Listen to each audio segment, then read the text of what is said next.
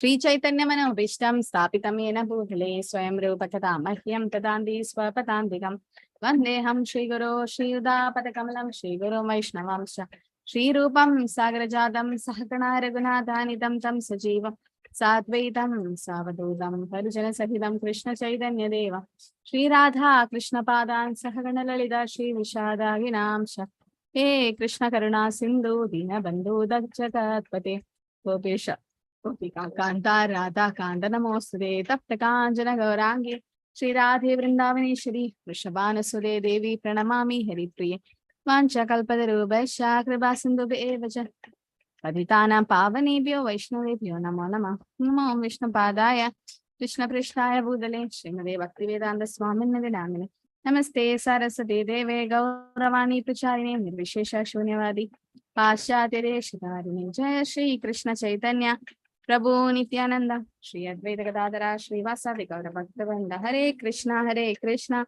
Krishna Krishna Hare Hare Hare Ram Ram Ram Hare Hare Hare Krishna. So we'll start with chapter 12, very important chapter. It's devotional service. So when Purushottam month starts, most of the devotees, they chant this chapter 12 completely, only the slokas, and chapter 15, Purushottam Yoga. They also chant a beautiful verse. I'll share it later. Every day of Purushottam month, you can chant this verse. Govardhanadaram Vande Gopalam Goparupinam Gokulotsavame Ishanam Govindam Gopika Priyam Vande Navakana Shyama Vibhujam Muralidharam Pidambaradaram Devam Sharadam Purushottamam. He's glorifying Krishna in these words by glorifying that he is Gopika Vallabh and he is Govardhanadharam Vande, and he is Purushottam. So every day you can offer a ghee lamp to the Lord and chant Purushottam Yoga or devotional service, and Chorashtakam Raja Prasidam Navanita Choram. So that is sung by the devotees. In Kartik month they sing Damodarashtaka. So Purushottam month is very glorious. It comes once in 3 years. So it's coming, and whatever devotional service you do in Kartik month is 1,000 times more, and more than that, 16,000 times more is that what devotional service we do in the month of Purushottam month. Okay, so we'll finish chapter 12 today, and so we can finish our module 2. Devotional service, chapter 12. Arjuna Uvaja. Okay, so first 7 slokas is about personalist versus impersonalist. The supremacy of Krishna's Bhakti is explained. 8 to 12 is about progressive levels of Bhakti, and 13 to 20 is the quality that endear one to Krishna, like which quality allow Krishna to be nice. Okay, so is there any connection between chapter 12 and 11 and 12? You feel any connection? Why is Krishna directly jumping to devotional service? What is the 11th 55 sloka? The 5 ways to reach Krishna. Very important sloka. Mat karma krit, mat paramo, mat bhakto, sanghavarjida, nirvaira, sarva bhuteshu. So sarva bhuteshu. Mamedi Pandava. So what does that mean, Suma Mataji? Very important sloka. Yes. We should do the devotional service in any 9 steps, Mataji. With Shravanam, Kirtanam, Krishna Smaranam, all that, Mataji. And we should be non-envious to everybody. So Krishna says, Mat karma krit. You have to work for Krishna, right? Mat paramo, make Krishna as the goal. Mat bhakta, become his devotees, as Mataji said, doing all the 9 devotional service. Sanghavarjida, give up all non-devotee association. Then Nirvaira, Sarva Bhudesh, non-envious and friendly to everyone. This is the 5 ways to reach Krishna. Sacha Mamedi Pandava. Yes, Mamedi Pandava. If you do this, you'll reach Krishna. So indirectly, Krishna is guiding you towards devotional service. Mat Bhakto, there's a word called Bhakta. So this is the connection, right? After showing the universal form, Arjuna confirmed that Krishna is the supreme personality of Godhead. Now you have to do devotional service to Krishna. So that's actually the supremacy of Bhakti Yoga. Is being seen this 55th verse, especially. It is said that devotional service to the personal Shyam Sundara form has to be done. An attachment to Krishna's form is the highest spiritual realization. It has been emphasized by Krishna also in the earlier chapter also, right? So that Arjuna got a personal realization of the Lord. Why? In the universal form, Arjuna asked Krishna to show your eternal form, which was the 200 form. So Arjuna inquires about the two classes of people here, and he thus clarifies his position as a devotee who works for Krishna, attached to the personal form of Krishna. Okay, that's very important. So in chapter 12, Prabhupada says about Bhakti Yoga as pure devotional service to Lord Krishna is the highest and most expedient means for attaining pure love for Krishna, which is highest end of spiritual existence. And those who follow this path will develop divine qualities. Okay, so first 7 slokas is about showing Krishna Bhakti as superior to impersonalism. A worship of impersonal features is less perfect and undergo more difficulty than who worship Krishna with great faith and great attention. And the path of devotion is recommended because it's not only easier to follow, but it's Krishna personally take charge of delivering his devotees. So Sukham Kartum Aviyam. So Bhakti Yoga is the safest and surest path of self-realization. So when we have that path, why should we follow other path? So Arjuna is inquiring now. E Arjuna Vaja evam sadadi yukta ye bhaktasvam pariyupasate ye chapi aksharam avyaktam tesham ke yoga vittamaha. Arjuna inquired, which are considered to be more perfect? Those who are always properly engaged in a devotional service, or those who worship the impersonal Brahman, the unmanifested? So we know what the answer, right? So the personalism is being explained here. Those who worship the Supreme Lord is directly doing devotional service, right? They are called personalists or the devotees. And those who meditate on the impersonal Brahman, they are called impersonalists, Mayavadis. A personalist devotee worship Krishna, impersonalists meditate on the Brahman. So Arjuna is asking who's better. So Krishna indicates in this chapter that Bhakti Yoga or devotional service to Krishna is the highest of all. It's the most direct and easiest means for association with Godhead. Krishna also emphasized attachment to his personal form. In earlier chapter also, he said, in chapter 2, he says that living entity is the spiritual spark. Absolute truth is the supreme spiritual whole. He also says in 6th chapter that Bhakti Yoga is the best of all the yogis. And he says, so that's yoginam avisarvesha madgadena andaratmana shraddhavan bhajate yomam same yukta tamo mada. Out of all the yogis, Bhakti Yogi is the best. And living entity is part and parcel of the whole. He says in the 7th chapter, Mami Vamsho Jiva Loge Jiva Buddha Sanadana. And in 8th chapter, he says, whoever thinks of Krishna at the time of death at once goes to the spiritual sky, right? To the abode of Krishna. So now Arjuna is asking who's better. So Arjuna is clarifying his own position because he's a personalist, because he's attached to the personal form of Krishna. He's not attached to the impersonal Brahman, and he wants to know whether his position is secure. So he's asking it indirectly to Krishna, directly to Krishna, and for all others to know that what is better. So Arjuna understanding of other processes, worship of impersonal feature is waste of time. Why? Because one cannot perfectly conceive the impersonal feature of the Lord. And the personal form of Krishna is the best because all other forms could be understood for one who understands Krishna. An example is, if you have 1,000 rupees, you already have 500 rupees. You already have 100 rupees, right? So if you want to know Krishna as the person, then you already know Brahman and Paramatma and no disturbance to love for Krishna. You can have a nice relationship with the Lord. So that's why the personal form or attached to the personal form is best than the impersonal one. Shri Bhagavanu Vaja, Mai Avesha Manoye Mam Nitya Yukta Upasade Shraddhaya Parayopeta Stemi Yuktatma Yuktatama Madaha.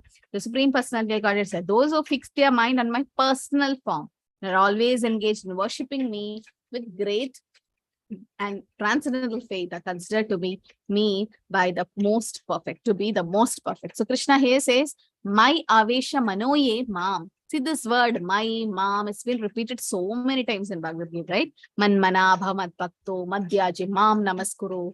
Sarvadharma parityaja mam ekam sharanam vraja. Always Krishna says mam, mam. Mat karma, mat paramo, mat bhakto. Krishna is emphasizing on that fact. Me, because he is the supreme and he's giving us clue like what we should do. Still, we are not surrendering to Krishna. That's why Mahaprabhu had to come. Those who fix their mind on Krishna's personal form, that's a personalist, and they're always worshipping Krishna, desiring to associate with him. Just imagine just meeting Krishna face to face. Krishna just comes and then you're meeting him face to face. And we won't be able to take it, but still, if you are able to see Krishna face to face, associate with Krishna, serve him directly, that's the greatest goal of human life. And endowed with great and transcendental faith, you should have a lot of faith. And then Krishna says that's the most perfect thing. So for one, in such Krishna consciousness, there is no material activities because everything is done for Krishna. So it should be constant engagement of pure devotees in the service of the Lord. Prabhupada says a pure devotee is constantly engaged. Sometimes he's chanting, sometimes he hears or reads Krishna's book, sometimes he cooks prasadam, goes to the marketplace to purchase something. Now, when a devotee goes to the market, he doesn't go for sense gratification. He sees nice mangoes during the season. He's like, oh, I have to offer to Krishna. And he sees something else. He's like, oh, I have to offer to the Lord. He's not thinking about himself. He sees a nice flower in the garden. It's like, oh, this flower can be offered to Krishna. Okay. So sometimes you might see big trees, no? Or sometimes when you are traveling, you see a lot of fruit shops and you won't be able to buy it. Then what will you do? It's a big tree, a lot of flowers is on the top of the tree. You can't mentally you have to mentally offer all. Just mentally offer it. You're like Sarvam Krishna. I have a friend, she travels like 1 hour to work every day. So whenever she travels through the marketplace, and a lot of fruits, lots of flowers in the markets. On the either side, there'll be a lot of fruits and flowers. Then she goes, she's like, I can't buy everything now. So she buys little. And then sometimes she can't buy only, like it'll be raining or something. And then what she does, Sarvam Krishna Arpanam, Sarvam Krishna, like everything is mentally offered. So already it's offered. So once there's a story, there was a demigod worshipper. So who was she was some demigods worshipper. So there was a Krishna Bhakta also in the neighborhood. So this Krishna Bhakta didn't have any flowers in the house. So she used to go to the neighboring house to pluck flowers for Krishna. But the demigod worshipper was so conjuice or so miserly that he didn't allow her to pluck the flowers only. So every day he offers, and Lord Shiva would be pleased. Not so pleased, but okay. But one day, the devotee is like, anyway, I can't pluck it. Let me mentally offer to Krishna. So she's like, Sarvam Krishna Arpanamastu. Everything to Krishna. Om Tat Sat, Sarvam Krishna Arpanamastu. And that day, the demigod worshipper plucked all the flowers and offered to Lord Shiva. Lord Shiva was so pleased that day. He came in her dream and said, I'm so happy today with the flowers. So the demigod worshipper is like, Lord Shiva devotee is like, I always offer the same flowers to you. What is so special today? Then he's like, today I got Mahaprasadam. Somebody offered it to Krishna and I got it. So it's like Mahaprasadam offered to me. So mentally also, you know the story of the South Indian Brahmana who mentally cooked sweet rice, paisa, and then put his finger on the pot to see whether it's cold. But then his hand got burned. So not every time, doesn't mean every time you mentally offer and not give Patram Vishwaphalam to Krishna. No, according to our ability, we should definitely do. But some circumstances you're not able to offer, you mentally offer. And you can do that. Always you can mentally, Manasa Puja it's called. So mentally also you can offer. So the devotee purchases something for Krishna. Sometimes he washes the temple or the dishes for Krishna. So whatever he does not let a single moment pass without devoting his activities to serve Krishna. That's called Samadhi. Prabhupada says Samadhi doesn't mean just meditating on the Lord. Samadhi also means in full Krishna consciousness, reading scriptures or doing any activity for Krishna. So he is the best. Krishna says you should concentrate on the personal form. Right? My avesha mano yemam nityakta upasade. So you have to worship on what? The personal form of Krishna. Krishna never mentioned the Brahman. Now what will happen? The process and destination of the impersonal Brahman worshippers. What will happen to those who worship Brahman? Yetva aksharam anirdesham avyaktam pariyupasade sarvatragham achintyam cha kudastam achalam dhruvam sanniyamendriya gramam sarvatra samabhudhaya te prapnuvandi mam eva sarvabhuta hitarata. But those who fully worship the unmanifested, that which lies beyond the possession of the senses, the all-pervading, inconceivable, unchanging, fixed and immovable, the impersonal conception of the absolute truth, that is Brahman, by controlling the various senses and being equally disposed to everyone, such persons engage in the welfare of all, at last achieve. It takes a lot of, you can hold your nose like this. Why do you have to hold like this?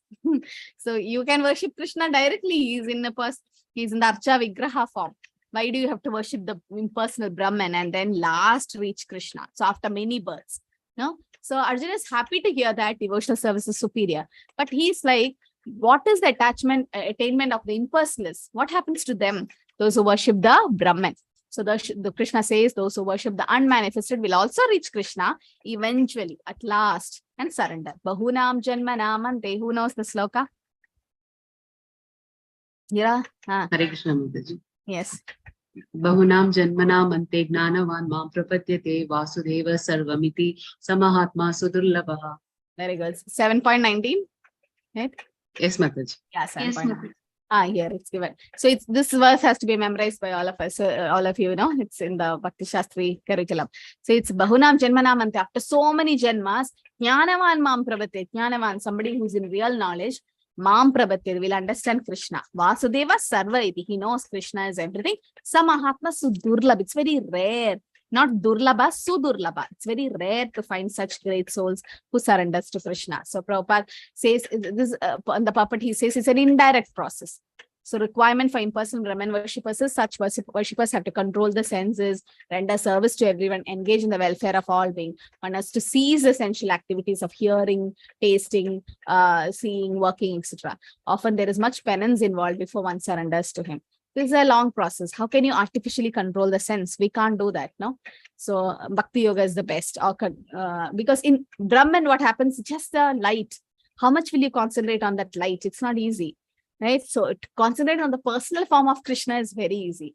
Srila Prabhupada controls the purpose by saying that. But for the common man, this method of impersonal realization is very difficult. No, they can't do it. That's what the next sloka says. Klesho atika darastesham avyakta sakta chedasam avyakta higadir dukkham devatir avapyate. Those whose mind attach the unmanifested impersonal feature of the Supreme, advancement is very troublesome. To make progress in that discipline is always difficult for those who are embodied. Why?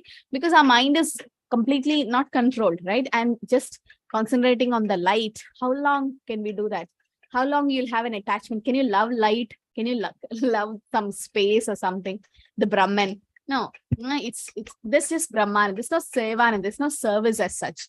And then the personal form of Krishna, we know different stories of Sakshi Gopal and Kirchor Gopinath and Udupi Krishna. We know it's not Pradima. Pradima nahi tumi Sakshal Vrajendran. It's Krishna himself. No, it's how we approach Krishna. So Krishna says the other parts are klesha, troublesome. If they have read Gita, why do they have to go to the Brahman realization? No, because everything is so clearly mentioned that it's very difficult. And if you're intelligent, you should not go to that path. Oh, let me try Brahman realization, then I'll come to Krishna consciousness. We don't have time. We have very short life. No, try and alpayusa sabya. So if we are really intelligent, we should just take to this, what Krishna is saying. So Jnani yogis, they follow the path of inconceivable, unmanifested, impersonal feature of the Lord. And Bhakti yogis are persons who are in full Krishna consciousness, engage in the devotional service of Krishna. That's the personal Lord. So by Jnana Yoga, an embodied soul may realize eternal and knowledgeable aspect of his original nature. But the blissful portion is realized only by Bhakti Yoga. As Prabhu sang, Kevala Ananda Khanda. Kevala Ananda Khanda means so much of happiness when you do devotional service. Anandambudi Vardhanam. Every moment there's happiness, which is easier and natural for the soul. By the grace of a devotee, a transcendentalist, that have two types of transcendentalists, Jnani Yogis and Bhakti Yogis. So the transcendentalists who highly learned in the process of Jnana Yoga may come to the point of Bhakti Yoga. Many have come from Brahman realization, right? Who were there? Who were Brahmavadis first and then became devotees?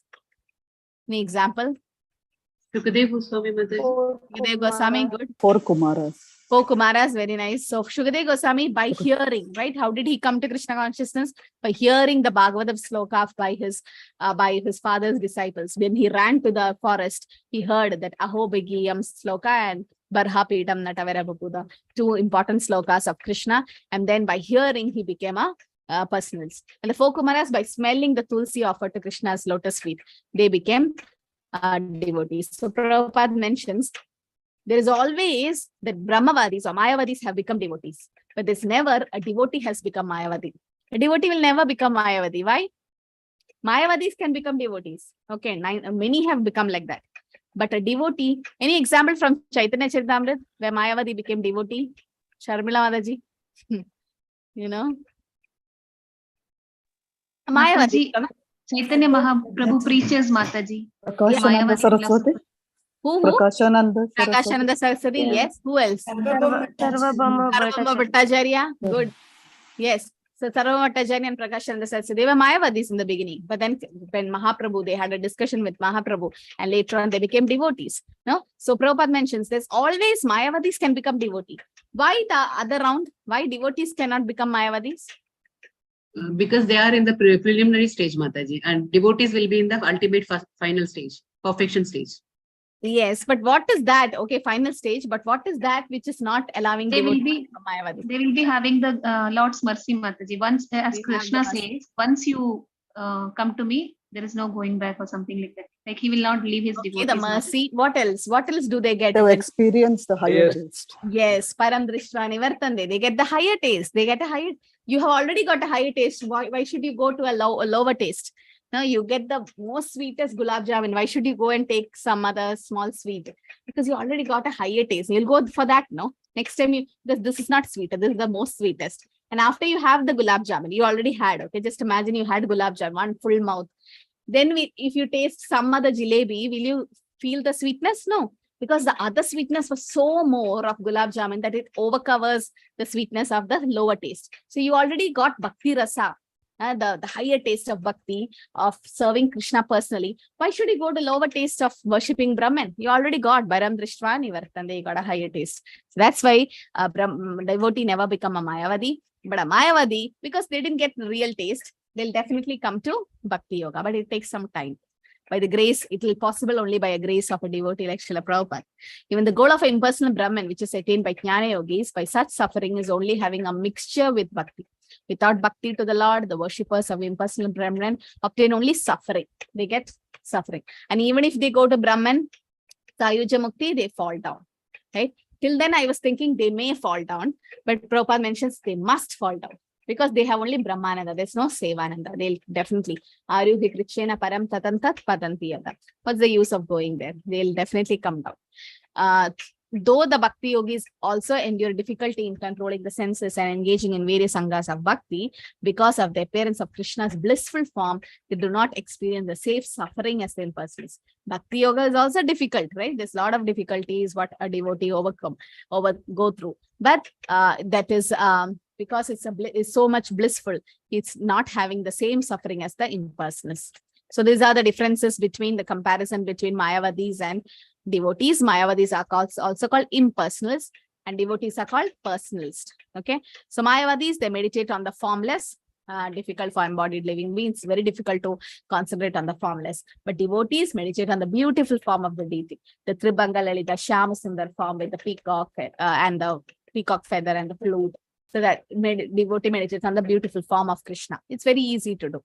And impersonalist is unmanifest, is beyond the senses. And so such worship restrict his senses, but the senses can perceive the deity and sound of the Mahamantra. Therefore, such worshippers engage the senses. Rishikena, Rishikesha Sevana. And impersonalists, one must understand Brahman through Upanishads. They have to learn Sanskrit, they understand non-perpetual feelings. But here, one can understand Krishna through devotional service. Bhaktyamam abhijanadi. Simply chanting the Hare Krishna Mahamantra, Swayameva Spuratyada, Krishna will reveal to you. Through guidance of a bona fide spiritual master, simply by offering obeisances to deities, hearing the glories of the Lord, eating the remnants of Krishna Prasadam offered to the Lord, you can understand Krishna. Sevan Mukehi Jitvadu. Now, just by that, we can understand Krishna. Then Mayavadis have a long practice and make it very difficult to take up Bhakti. But Bhakti is completely natural for a devotee. And this is troublesome. Klesho atikatara abhyakta sakta chedasa. So difficult. No relationship with the Lord. But a personalist, misery is mitigated by relationship with Krishna. And impersonalist depends on one's own endeavor. They have to do a lot of hard work. But personalist, Krishna delivers the devotee from Maya. Mamevaye prabatyande Maya idam tarangideya. Why? Krishna himself recommends the process, and out of his paternal love, the costless mercy, Krishna delivers the devotee. So we have a master. But then the Kantimala also refers to that, no? We are putting in the neck. Why? Because the dogs also have a collar.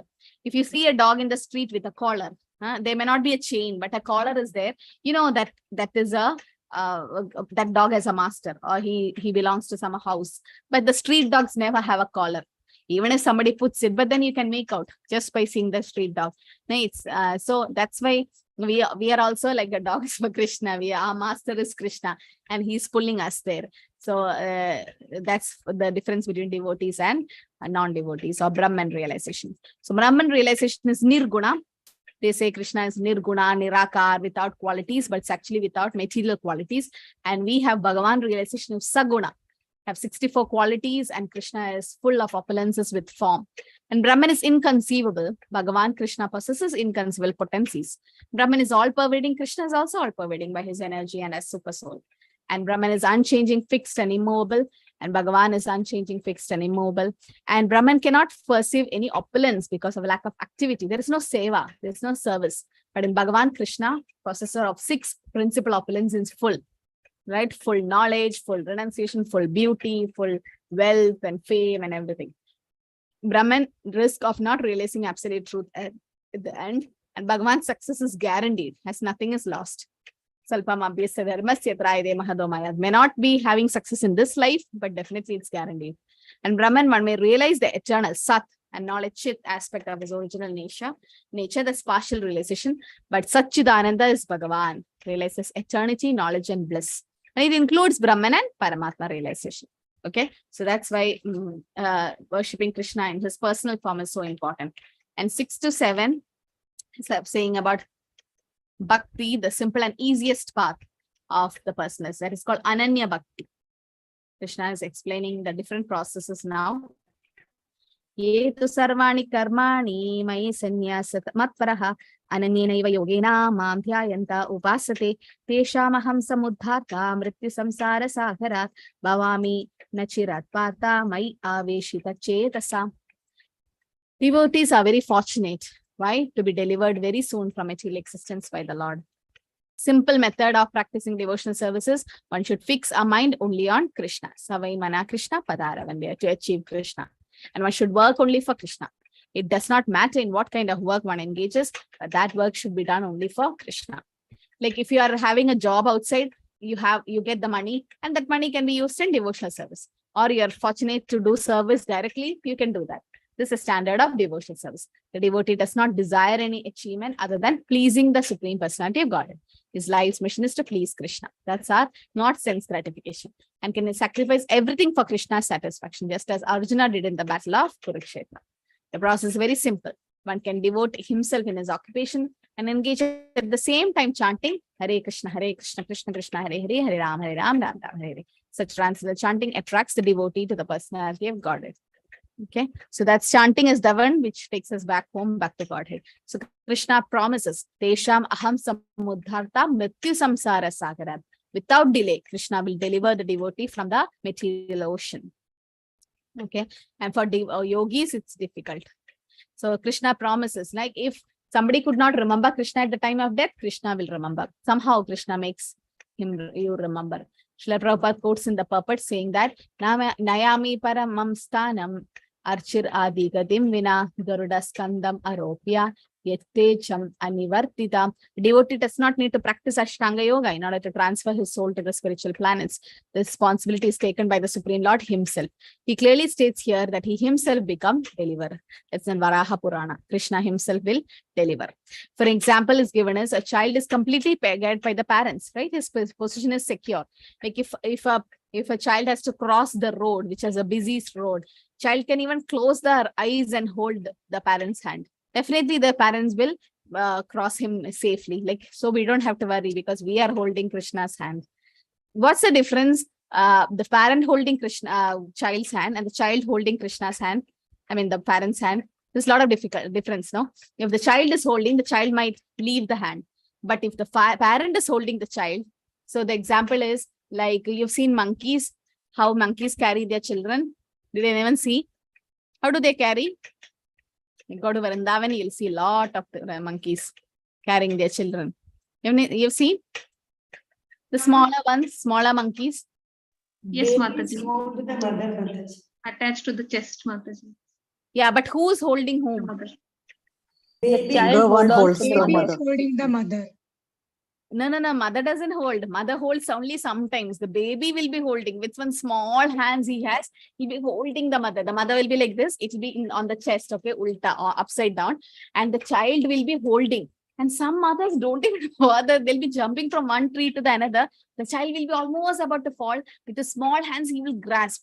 I've never seen a monkey holding his child. Only once or twice I've seen, might be somewhere like this he holds, but otherwise the child is holding. But then what is the difference between a cat holding its kittens on the mouth?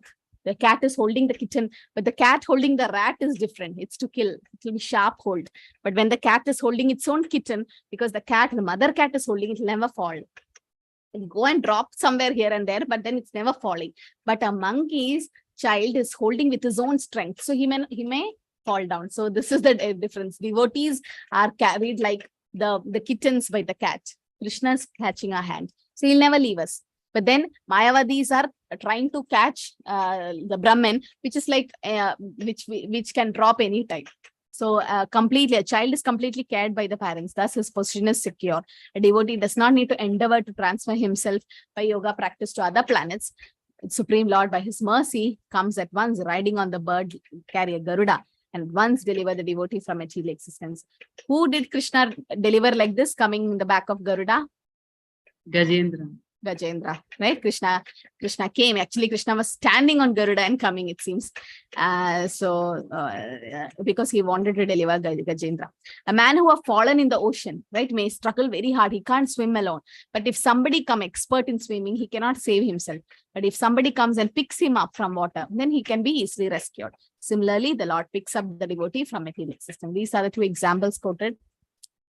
So Krishna promises, okay, one should engage in the Krishna conscious activities, and one who's devoted to the Supreme Personality can attain all benefit by other yogic processes, speculation, ritual, sacrifice, and charity. Simply by chanting the holy name, Hare Krishna, Krishna Krishna, Hare Hare, Hare Ram, Ram Ram, Hare Hare, a devotee can approach the Lord, and the destination is easy and happily obtained. But this destination cannot be approached by any other process. Therefore, one should try to deliver himself to spiritual realization. One should take shelter of Krishna. That's the highest perfection of life.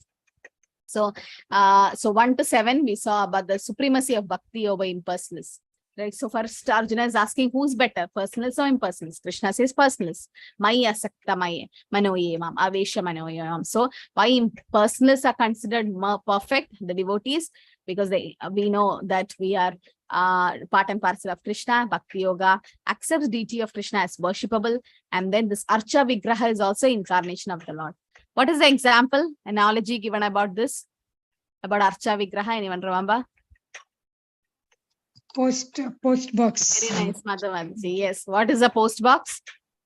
Like the letters, we have to post it in the post box. Yes. We cannot just leave the letters wherever it is. So whatever It's posted meant in the for- post box will go to the It will reach the right person. Yeah. Similarly, when we do any service to the Archa Vigraha, it will reach Krishna. Why? Because that's authorized. Archa Vigraha is authorized, or it's the incarnation of Krishna himself.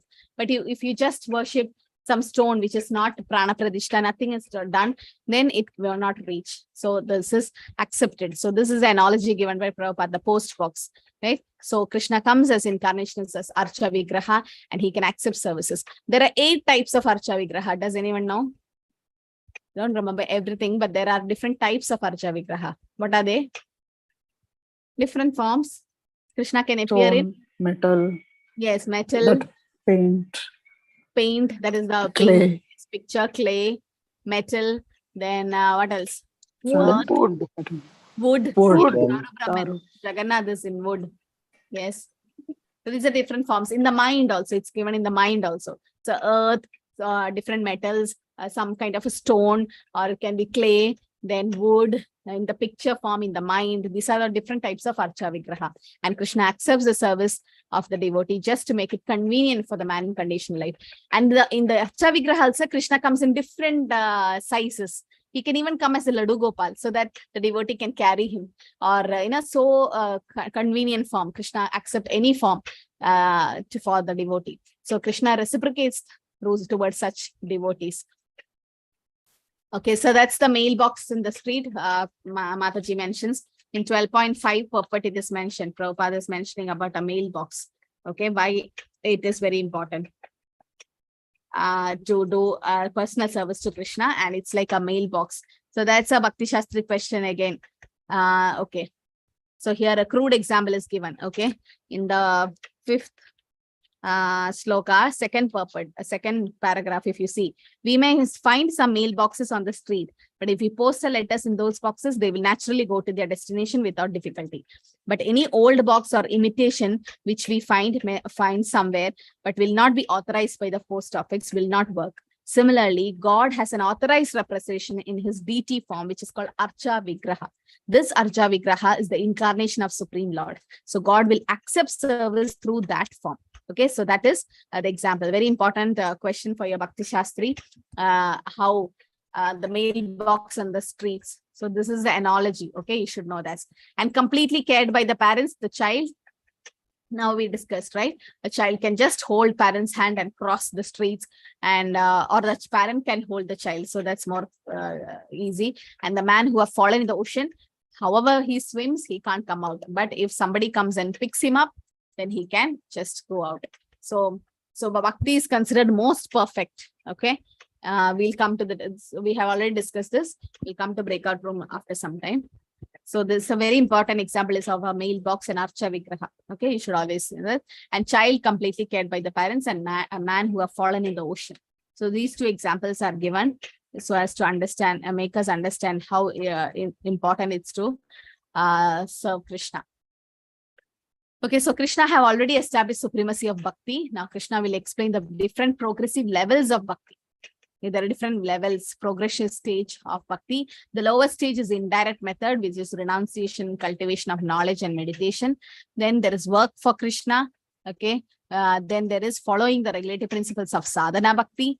Then the mind should be fixed in Krishna. There is ananya bhakti. And then he gives different ways to do devotional service or bhakti. We'll see what it is. So 12.8, Krishna now says about how fixing the mind in Krishna, remembering Krishna. Mai eva mana atatsva, mai buddhim niveshaya, naiva shishye, mai eva atapurgam na samshayaha. Okay, so just fix your mind on me, the Supreme Personality Godhead, engage all your intelligence in me, thus you will live in me always without a doubt. So now Krishna is saying to fix our mind in Krishna. Okay, fixing the mind, sometimes very difficult. Exclusively remembering Krishna, sometimes very difficult. Krishna give you options. Krishna is not so strict father. Like sometimes the father gives you 100 rupees and say, buy whichever chocolate you like. But sometimes the father is so strict, say that you have to buy only Cadbury's or you have to buy only this particular brand. No, Krishna is very merciful. He's giving us a lot of options. First option he gives us is a very difficult one. He sees that Ananya Bhakti, this is called Ananya Bhakti. He says, fix your mind in Krishna, pure devotional service. Remember only Krishna. It's not possible for all. No. So devotee's position is transcendental from very beginning. From the purport, he says, one who is engaged in Krishna's devotional service lives in a direct relationship with the Lord. So there is no doubt of his position, transcendental from very beginning. A devotee does not live on the material plane. He lives in Krishna. The holy name of the Lord and the Lord are non-different. When a devotee chants Hare Krishna, Krishna Krishna, Hare Hare, Hare Ram, Ram Ram, Hare Hare, Krishna and his internal potencies are dancing on the tongue of a devotee. When he offers Krishna food, Krishna directly accepts these eatables. Asrami, Krishna says, and devotee become Krishnatized by eating the remnants. So one who does not engage in such service cannot understand how this is so, although this process is recommended in Bhagavad Gita. This is like the honeybee licking the outer bottle of the honey. He can't understand unless he does open the bottle and taste the honey. Like so, sometimes your friends, relatives might say, what has happened to her or him? He's always chanting Hare Krishna, has gone mad. Not crazy. What is there in this Hare Krishna? I still remember it was like a New Year Eve, in the sense 31st December, and we are going to have New Year celebration next day. So ISKCON Vrindavan and Krishna Balaram temple were opened for us, and we were all there. So there was a group of young devotees, the 24-hour Sankirtan team. They were having a nice kirtan, and the kirtan went on to ecstasy at near till 12 o'clock. It was about to be 12 o'clock, and the bell rang. And everyone started chanting Hare Krishna, dancing, running throughout the ISKCON Vrindavan temple. And some outsiders also came because some tourist comes from Delhi and just for vacation. And they're like, what is wrong with these people? And we were dancing and dancing till 1:30 a.m. and the security had to throw us out because Mangalarti has to start next day and then the preparation has to go on. So, but then there were a group of outsiders. They were like, what is wrong with these people? I mean, 12 o'clock midnight, they're chanting Hare Krishna and jumping. Then I overheard them like by saying, because I like, they can't understand this. No, they are just outside and they think, what is in this Bhakti Yoga? Our friends and relatives, they're like, what is wrong with her or him? He's gone mad. Because we are enjoying that taste. We've got that taste. They are not able to understand it. No. So although the process is recommended, one who does not engage in the service cannot understand. Unless they chant Hare Krishna, they won't be able to understand how great the glory of chanting is. No? So in this way, only a devotee. So this is one stage Krishna gives, Ananya Bhakti, that you have to completely fix your mind in Krishna, remember Krishna. If you can't do that, then Krishna gives another option. Ata chittam samadatum na sanknoshi mai stiram abhyasa yogena tadoma ichaptum dhananjaya. O my dear Arjuna, winner of wealth. If you cannot fix your mind upon me without deviation, then follow the 4 regulative principles of Bhakti Yoga. In this way, develop a desire to attain me. This we can all do. We are all following the 4 regulative principles, right? And we have a desire to attain Krishna. The first sloka, 12.8, is called Ananya Bhakti. Okay. What is this Bhakti called? The 9th sloka. What is this called? To follow the rules and regulations. What Sadhana Bhakti is this? Sadhana Bhakti. Very good. So you can all make a note on this. 12.8 is about Ananya Bhakti. Ananya Bhakti means completely fixing the mind on Krishna and always thinking of Krishna. So that's one first option Krishna gives you, Ananya Bhakti. Second option Krishna gives in the 12.9 sloka is Sadhana Bhakti. That is following the 4 regulative principles, rules and regulations, and having a desire to attain Krishna. This is called Sadhana Bhakti. So perform regulative principles of Bhakti Yoga, that is practice Sadhana Bhakti. Okay. So 12.8, Krishna says, develop attachment to Krishna. And those who have not developed attachment, the second class is to follow the rules and regulation and then try to elevate. So Bhakti Yoga versus material existence. In Bhakti Yoga, senses are engaged in direct contact with the Supreme Lord are purified, whereas in material existence, senses are engaged in sense gratification. So service in spiritual existence is the platform of pure love. Okay, one serves the master, but then there is no love in material things. They just want salary. But in spiritual world, it says, instead of saying we are servants of Krishna, because what's the specialty of a servant?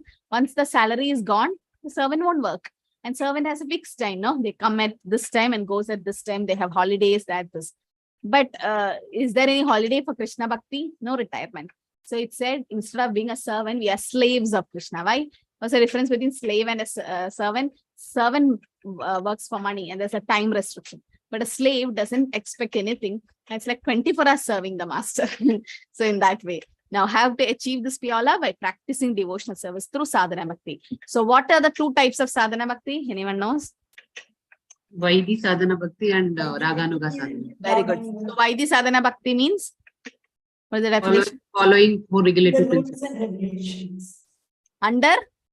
Under spiritual master, guidance of spiritual under a spiritual master. So there are 2 types of Sadhana Bhakti. One is Vaidhi Sadhana Bhakti, one is Raganuga Bhakti. You'll learn this in Nectar of Devotion. You don't have to worry now, but I'm just giving you an overview. So Sadhana Bhakti means you're doing sadhana. You are, some people asked me, like, are we Kanishtas, Madhyamas or Uttamadhikari? We are not 3 of them. We are sadhakas. We are not yet into Kanishta level because we are just trying to become devotees. Nobody can be proud by saying, I'm a nice devotee. I'm Kanishta, I'm Madhyama, I'm Uttama. They're all pure devotees. We are sadhakas. We can be called as sadhaka bhaktas, or who are doing sadhana, in the sense who's practicing devotional service to become a devotee. So in that sadhana bhakti, there are 2 types. Vaidhi Sadhana Bhakti and Raganuga Bhakti. Vaidhi Sadhana Bhakti means practicing devotional service under a spiritual master. We have a spiritual master and we practice it. And that's initial stage. Now, Raganuga Bhakti means spontaneous love for Krishna. As we keep chanting, then there will be spontaneous attraction for Krishna. So that is Raganuga Bhakti. And then second stage is Bhava Bhakti and Prema Bhakti. So this is sadhana. So in 12.8, first Krishna's option is do Ananya Bhakti. Always think of Krishna and fix your mind in Krishna. Krishna is like, you can't do it. Then he gives the second option. What is it? Practice the regulative principles and have a desire to attain Krishna. That's called sadhana bhakti. Now, if you can't do that, okay, So Prabhupada gives the perfect detailed step of practice of sadhana bhakti. Prabhupada is like, you have to practice regulatory principles of bhakti yoga under the guidance of a spiritual master. If we don't have a spiritual master, then that's not right type of sadhana bhakti. And one should rise early in the morning, that's Brahma Muhurta, take a bath, enter the temple, offer prayers and chant Hare Krishna, collect flowers to offer to the deity, cook foodstuffs to offer to the deity, take prasadam and so on. There are various rules and regulations which one should follow. And one should constantly hear Bhagavad Gita and Srimad Bhagavatam from pure devotees. This practice can help anyone rise to the level of love of God, and then he's surely sure of his progress into the spiritual kingdom of Lord. So that's what Krishna says, Abhyasa yogena tom tado mam ichaptu dhananjaya. Have a desire to attain me and follow the regulatory principles. In this way, desire to attain. So this is the second option Krishna gives. The third option Krishna gives in the 10th sloka, Abhyase abhi asamartosi mat karma paramo bhava mad artam abhikarmani kurvan siddhim avapshasi. If you cannot practice the regulations of Bhakti Yoga, then just try to work for me. So third option is working for Krishna. First option is Ananya Bhakti, completely fixing your mind on Krishna and always thinking of Krishna. We can't do that, then do Sadhana Bhakti. That is, try to follow the regulatory principles and have a desire to attain Krishna. You can't do that, then work for Krishna. Mat karma krit, mat paramo bhava, mat karma. If you cannot practice the regulation of Bhakti Yoga, try to work for Krishna. When we work for Krishna, we can attain Krishna. So one who's not able to practice the regulatory principles of Sadhana Bhakti, Krishna gives another option, third option. We have to work for Krishna or offer one work for Krishna's interest. As the mind is fickle like the wind, one may not be able to restrain it. Like for example, Jayananda Prabhu have driven taxi to give his salary to Prabhupada so that Prabhupada can pay the rent of the ISKCON center and print books and conduct Radha Yatra. So he was working for Krishna. Yes, he is in pure bhakti, he is Ananya Bhakti. He's always thinking of Krishna, but he's showing us by example that how our karma also can be put for Krishna. So mind is so fickle, so we cannot always think of Krishna. And those who cannot even gradually fix the mind in Krishna by sadhana bhakti, then Krishna gives this option of performing bhakti with one's external senses, that is work for Krishna. Like even building a temple or constructing, all this is working for Krishna. Perform one's activities for Krishna's pleasure. Through one's mind may not be on Krishna. So how to perform? Srila Prabhupada writes, one should be sympathetic to the propagation of Krishna consciousness. There are many devotees who are engaged in the propagation of Krishna consciousness and they require help.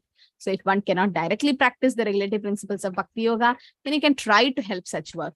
Every endeavor requires land, capital, organization, and labor. Just as in a business, one requires a place to stay, some capital use, some labor, some organization to expand. So the same is required in the service of Krishna. The only difference is that in materialism, one work for sense gratification, and the same work can be done for Krishna. Okay, so that's what work for Krishna. So third option Krishna gives us mat karma krit, that is work for Krishna. Okay. So what is another word for this? Work for Krishna. What does Krishna means? Yukta Vairagya Mataji. Okay. Nishkama. Buddhi yoga. Nishkama karma. Nishkama karma. Very nice. Yes. This is called Nishkama karma. No, 12.9 is Nishkama. So first is Ananya Bhakti. Always thinking of Krishna and meditating on Krishna, putting your mind in Krishna, Ananya Bhakti. Second is Sadhana Bhakti. Practice regulatory principles, have a desire to attain Krishna. Third is Nishkama Karma Yoga. Nishkama Karma Yoga means work for Krishna. In the sense, you might be working, but the fruits of the results is given to Krishna. So you can note down, the first is Sadhana Bhakti, first is Ananya Bhakti, second is Sadhana Bhakti, third is Nishkama Karma Yoga, Nishkama Karma. It's devotional service only, but fully Nishkama, okay? Like the fruits is completely given to Krishna.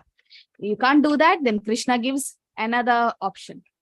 Abhyase abhi asamartosi. Oh, not that, 11th. No, this is Nishkama, Mataji. It's the second one. Giving up the results. 11th is Nishkama, yes.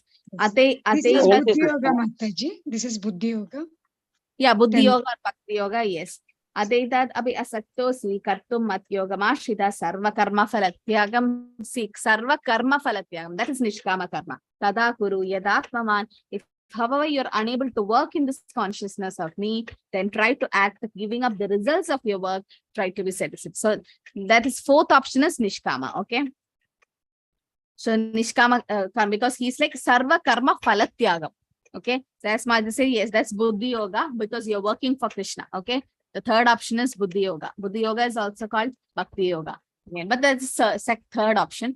Fourth is Nishkama Karma Yoga. He says Sarva Karma Phalatyaga. If, however, you are unable to work in this consciousness, try to give up the results. So Prabhupada says if one has sufficient money, he can help building an office or a temple for Krishna, or he can help with publication. There's various activities. One should be interested in such activities. Sakama Karma means you are attracted to the fruits. Sakama, you are attracted. Nishkama is giving up. Okay, this is Nishkama. So one should be interested in such activity. If one cannot sacrifice the results of his activity, the same person can still sacrifice some percentage to propagate. How much percentage did Rupa Goswami give to Krishna consciousness? 50. Rupa, huh? 50. Everything. 10? He gave completely, Mataji. No. 75% Mataji. No. Yeah, I like guessing, huh? 50. 50. Yeah, 50%. We may not able to imitate that. No, he didn't give completely. When he retired from or resigned from Nawab Hussain Shah, he was a minister. He got a big boat full of gold coins.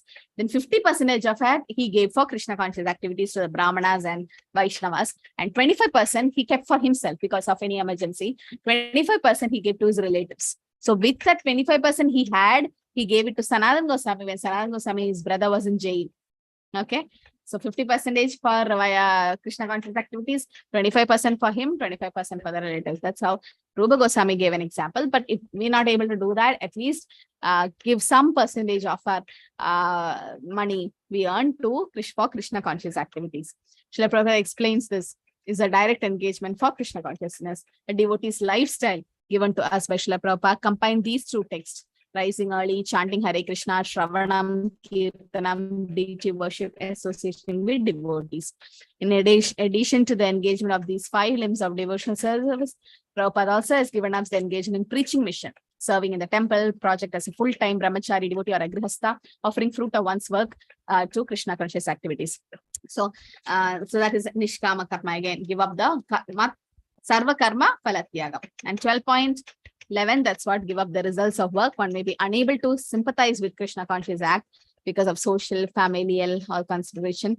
But recommendation is you can sacrifice the accumulated result for some good cause.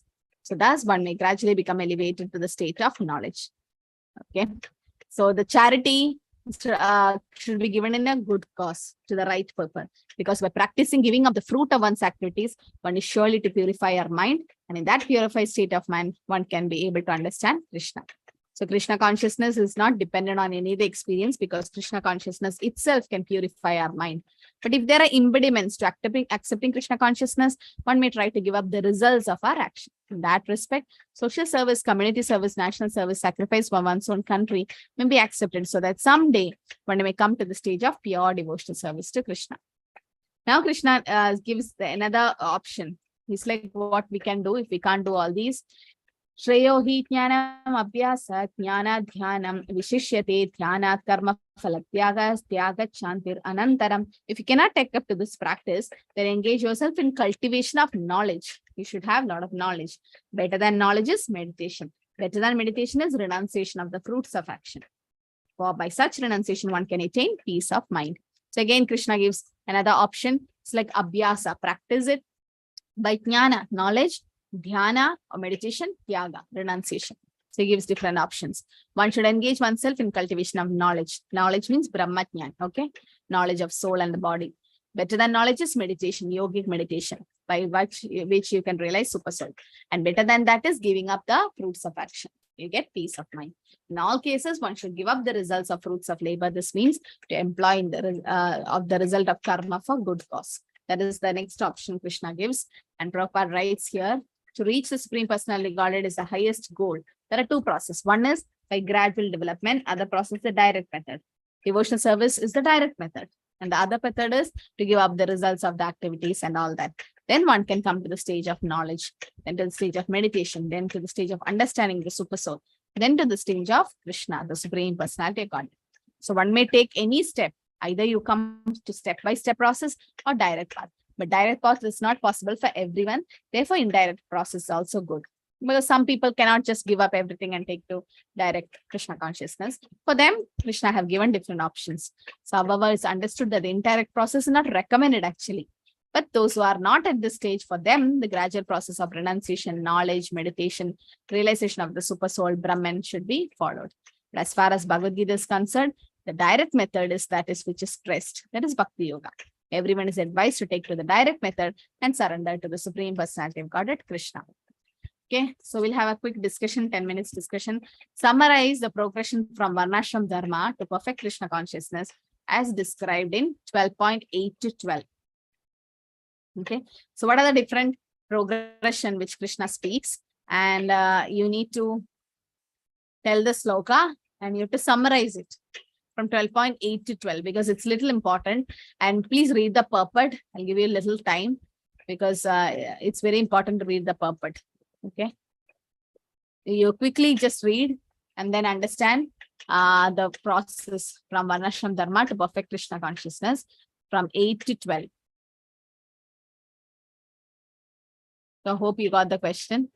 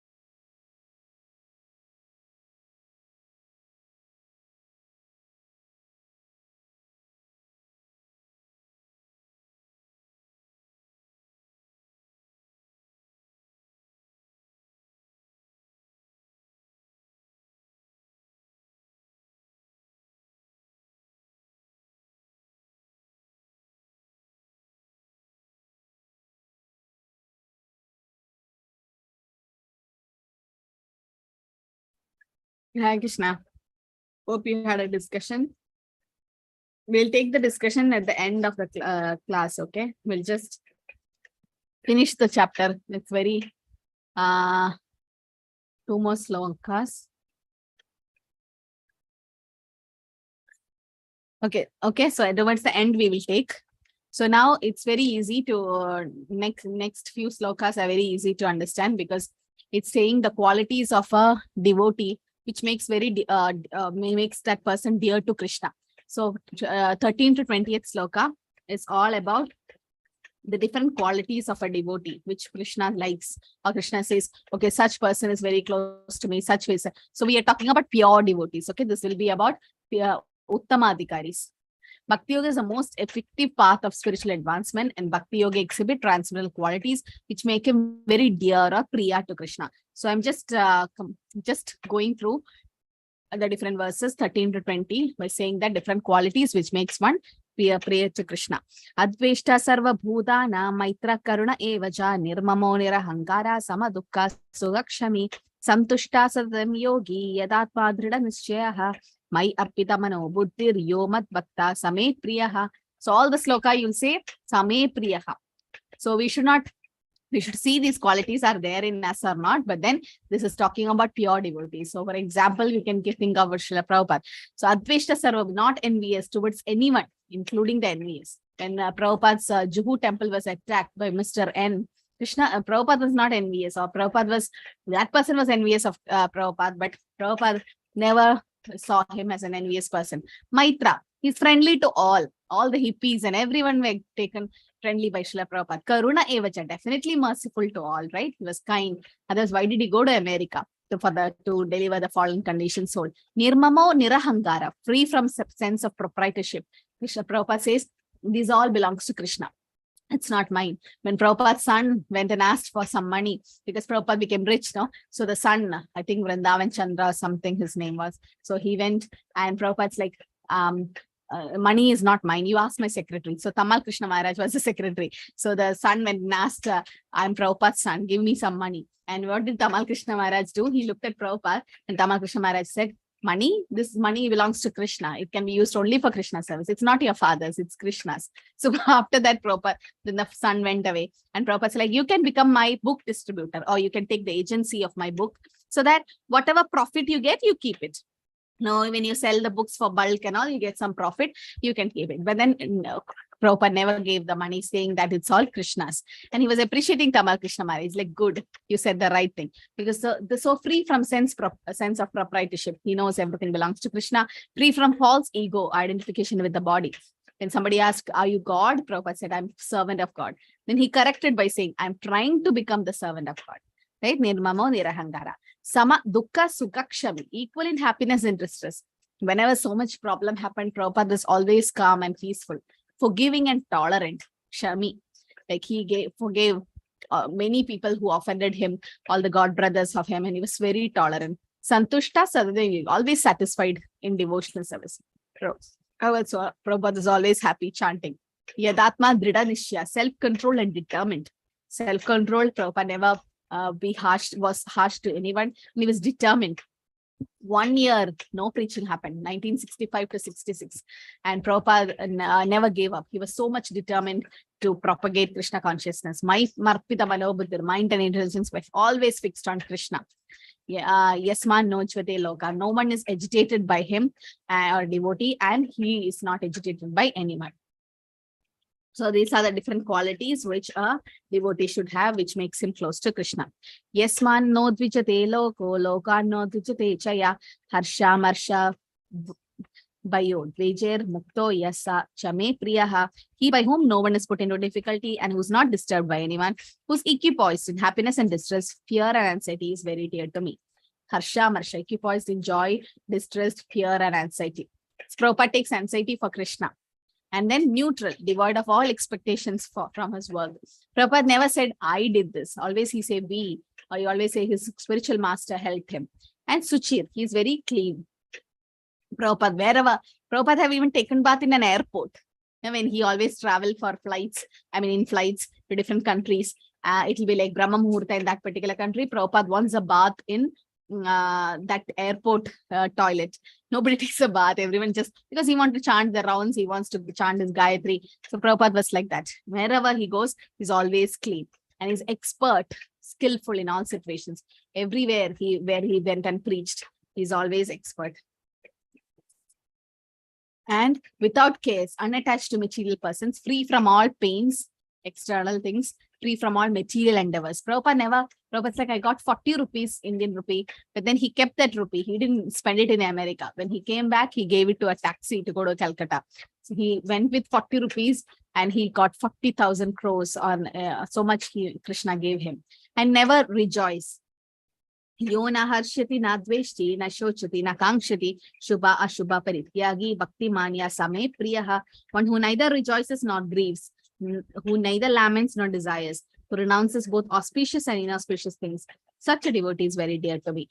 Somebody who is free from all material endeavors, neither rejoice nor grieves. So this is not for us because we are still in the material platform. We sometimes cry, we sometimes be happy because we are not so advanced. But this is for an advanced devotee like Srila Prabhupada, who's very dear to Krishna. Krishna says neither laments because he knows it doesn't belong to him.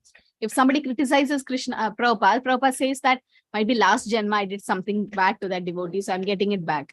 If something wrong happens also, Prabhupada was always peaceful, equal to friends and enemies. Sama satruche mityache. Okay, and equipoise in all dualities, honor, dishonor, heat, cold, happiness, distress, always free from contaminating association. If somebody criticizes Prabhupada, he always takes it in a positive sense. What can I improve in that way? Sama shatrocha mitrecha tata mana pamaneyo shidoshna sugadukeshu sama sanga vivarjitaha tulyaninda shrutirmauni santushto yena kenachit aniketa stira matir bhaktiman me priyo naraha. So, tulyaninda, that means equal in criticism and praise. Somebody criticizes Prabhupada also, Prabhupada takes it in a normal way. Chinnaswami Ganeshan Prabhu attendance link have been shared in the beginning itself. We won't share it again and again. It's 7:51. Gunashri Mataji have shared it. Only once it will be shared, Prabhu. We should be attentive. And Santushta Yenake, satisfied with whatever comes to his own account. And Aniketa does not care for any residence, with a steady in mind and fixed in knowledge. So these are all it's all the different gunas of a pure devotee. And also the last sloka says, Yetu dharmamritam itam yadoktam pariyupasade shraddhadana matparama bhaktaste ative me priyaha. Those who follow this imperishable path of devotional service, who completely engage themselves with faith, making me the supreme goal, are very, very dear to me. Okay. So we finished chapter 12, and thus we end the module 2 of our discussion. That is chapter 6 to 12 is done. We'll have to start with module 3 soon. And we'll take the breakout room for like 5-10 minutes, and then we'll see how much time you need for, because all the slokas have to be memorized and it's difficult to take it in a Zoom call. So what we'll do is, you can all chant the slokas and record and send. Maybe a small video. And then we'll have a, so is it okay? Okay, we'll have a breakout room discussion now. And the next Friday, is it okay for all for sloka? I mean, sloka you can send anytime. 20 by 20. You want it on 21 or 28 closed book exam? Hare Krishna Mataji, one doubt. On that, the document which has been shared for shloka memorization, from that document we have to learn, no Mataji, all the shloka which is highlighted. Yes. Okay. Whatever is shared. So you want closed book on 21st or 28th? 28th. Mataji, first week of August, Mataji.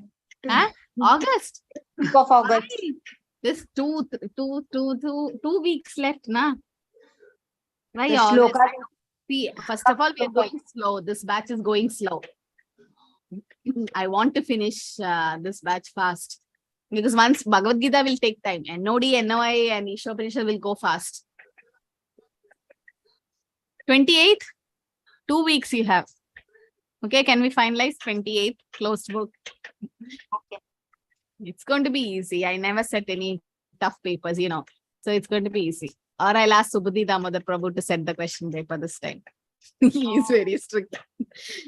Okay, let's see. August first week, let's see. Like if everyone wants August first week, then I can give that time. Might be that is 4th, no? Okay. Well, so what we'll do, we'll start with module 3. Okay, we'll start with chapter 13.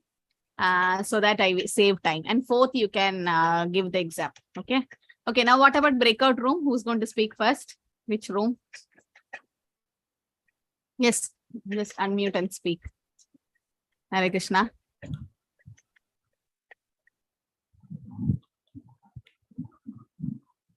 Hare Krishna Mataji. Yeah, Shinasami Ganeshan Prabhu, last time, okay, I'm giving you attendance. I don't want to be so strict with you, but then please be careful, okay, whenever the attendance link is shared. Yes, Prabhu, continue.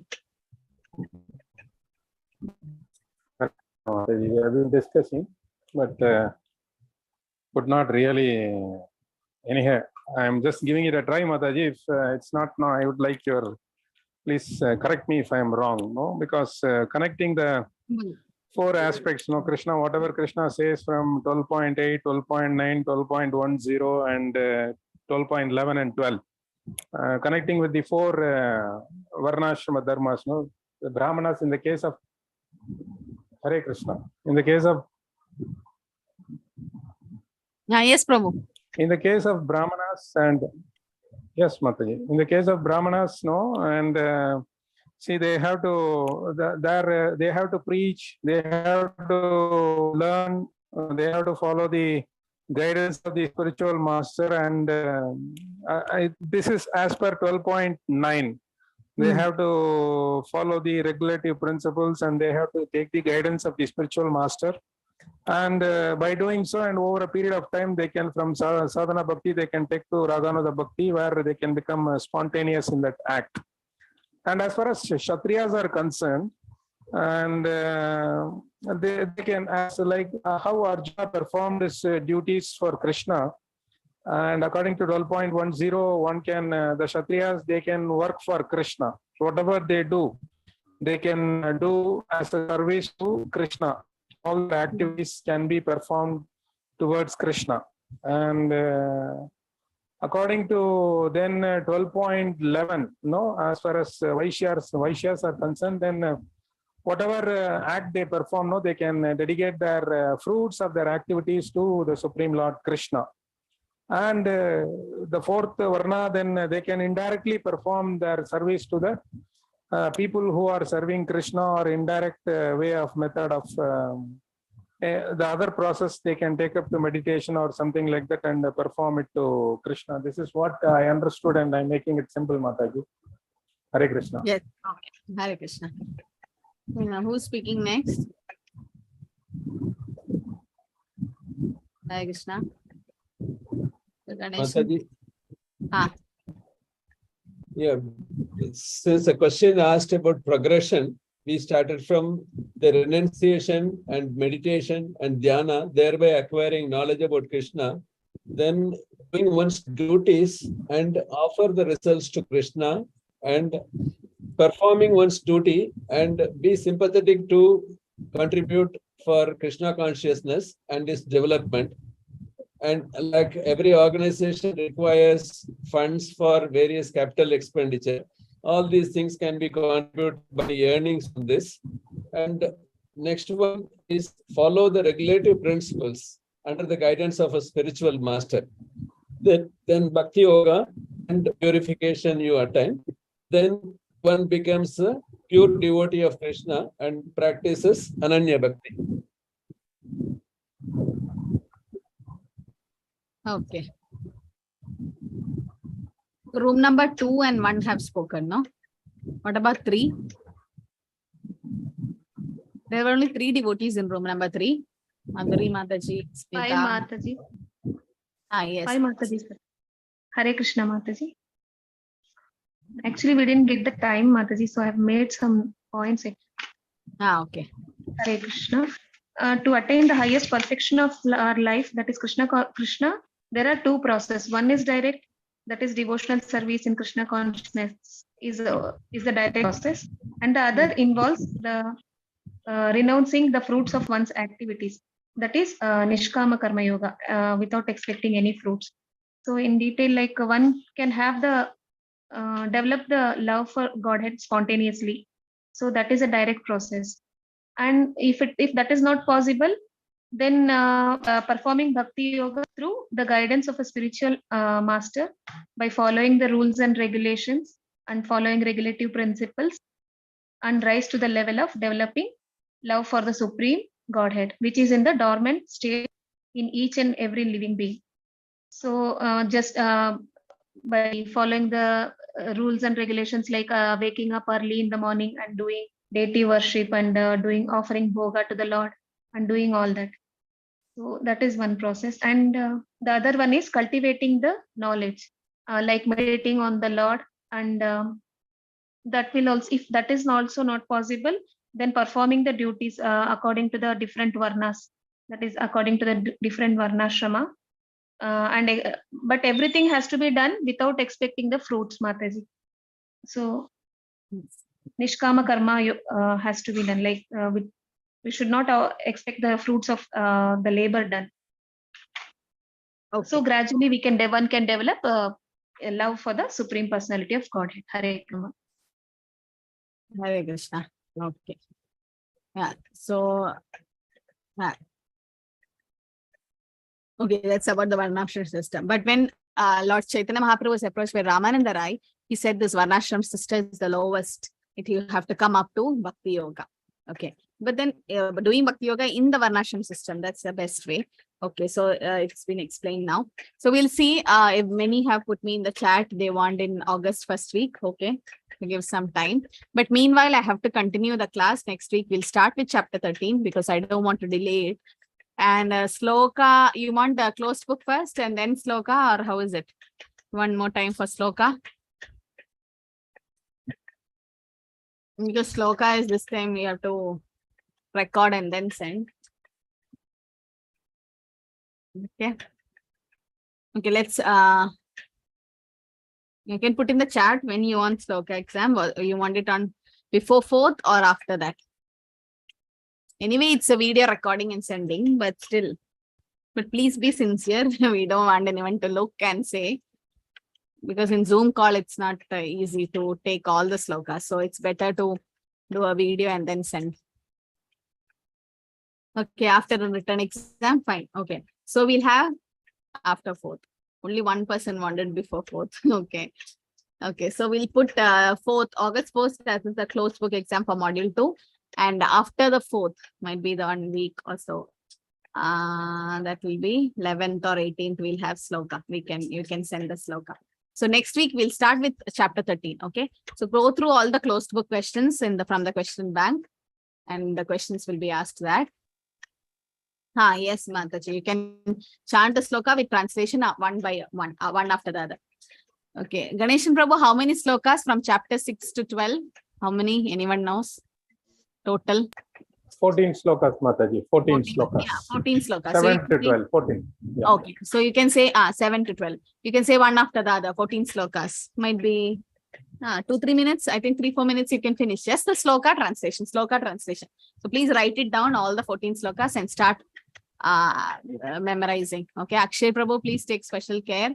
And Chinnasamy Ganeshan Prabhu also, like those who need more care. So please in slokas, please practice more. Okay, because for some they find it difficult. Yes, Sunita Mataji. Hare Krishna Mataji, in this chapter, 2 ways to realize absolute truth they have mentioned, personalist and impersonal. What about the Ashtanga Yogis, Mataji? Actually, we say there are 3 stages for realization of absolute truth. The yogis. So they come in between. And better than the Mayavadis, that is impersonalist. But still, it is not mentioned here. Why, Mataji? Because always the Paramatma realization will come to the platform of personal realization, because it's near to the person. But Brahman is extreme opposite, no? So in a broad classification, Krishna have given as personals and impersonals. Because where does the Paramatma realization comes? More near to personal, no? It's because it has a form, the 4-handed form. So the Paramatma realization, anyway, when you realize the Paramatma also, the Ashtanga Yogis, they'll finally land up to Bhakti Yoga, because all the are ladders, no, to Bhakti Yoga. So Ashtanga Yoga will culminate when they reach Samadhi, definitely go to Bhakti Yoga.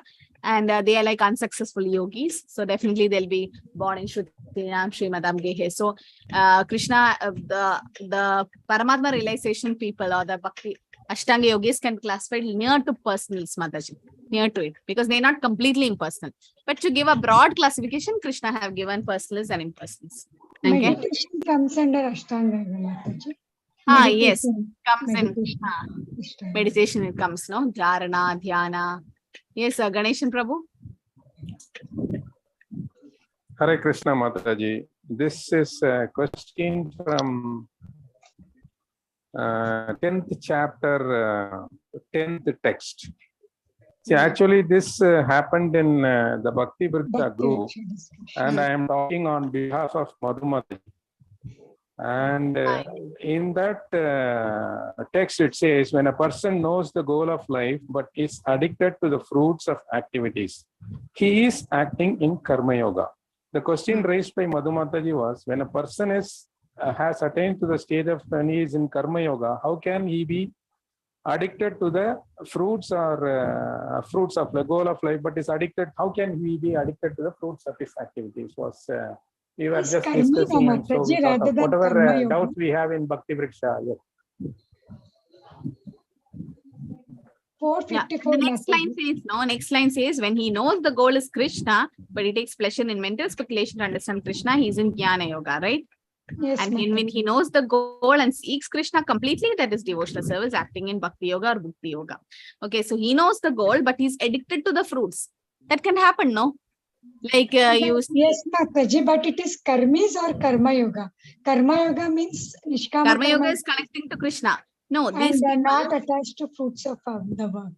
Yeah, but they know the goal of life, but Yes. still they are attached to the fruits.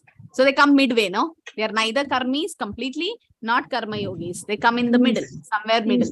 But they are in the progression towards Bhakti Yoga. They are also becoming kind of, because they know the goal of life, but still they are attached to the fruits. We see many neophyte devotees who come because the devotee like Artharthi can come like that, no, Mataji? Artharthi. We are also in the same boat. We are all like that. Yeah, we are all like, we know the goal. I thought, but I was always classifying myself as karmi, that's all. Not even in Karma Yoga. That's what I told. We can't call ourselves as devotees. Yes, Mataji. We are all sadhakas. You can call yourself as sadhaka. We are not completely karmis. See, a karmi will never come for Bhagavad Gita class and do Bhakti Shastri, no? So in that way, you're sadhaka bhaktas. In the sense, you're trying to become devotee. We all want to give up all material things, but it's not possible because family and attachment, and it's not possible to just come like that outside of everything. But we are trying. Might be not in this life, next life. We have a desire and we know the goal. But yes, Mataji, that's a nice point. Let's come somewhere in the middle now. And last is that complete yoga is the highest. Yes, Prabhu. Okay. Hare Krishna. Yes, Mataji. This is what in discussion I thought like this and gave the answer, because many people we have been traveling from level 2, level 3, then up to this level. Many people would have come during that time expecting different things coming into Krishna consciousness, but we know the goal. We know what is the goal now. But still we are connected with the material world, and still we are connected to the fruits now, as we are not so pure in whatever. But still, as you said very clearly, we still know the goal. So this is what was discussed. We are knowing the goal, still we know this is the ultimate goal, but still materially contaminated. We are not fully out of it, knowing the goal and performing, slowly progressing. Yes, thank you. It's like we know the theory, but we not applied it. We not realized it. No, there are gulf of difference between just knowing the theory and practically applying it. Yes. So when application comes, Mataji, I will have only your picture. No one else comes to me. So just whatever you'll be telling all the regulative principles, whatever I say, only of yourself, Mataji. Whatever I say is just theory, no applications, not realized. Actually, no realized knowledge. But what Prabhupada says is realized, because he showed by example in his life. We all are contaminated. We are all trying to progress in our life. Might be next life we have hope. Okay, we'll see. Okay, thank you everyone for joining. Thank you. Hare Krishna. Hare Krishna. Hare Krishna, Mataji. Hare Krishna, Mataji. Hare Krishna, Mataji. Thank you. Thank you.